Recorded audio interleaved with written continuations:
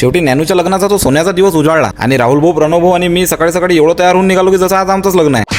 रस्त्यानं निघालो तो खरी, पण ऊन एवढं लागे की तुम्हाला काय सांगू. आता आम्हाला त्या लग्नात जाणं अर्जंट होतं म्हणून आम्ही उन्हातच निघालो. पण तुम्ही सगळेजण काळजी घ्यायचा, जास्त अर्जंट नसेल तर उन्हात नका निघत जाऊ. तिथं पोहोचता बरोबर तर काय माहोल सांगता, मंडप ढोल ताशेन, योगेश सर अलग दांगडो ना हो. आणि आपले योगेश सर तर एवढं खतरनाक दिसू राहिले, त्याला म्हटलं का बा लग्न आहे का. अरे तुमचं नाही हो, तुमच्या भावाचं.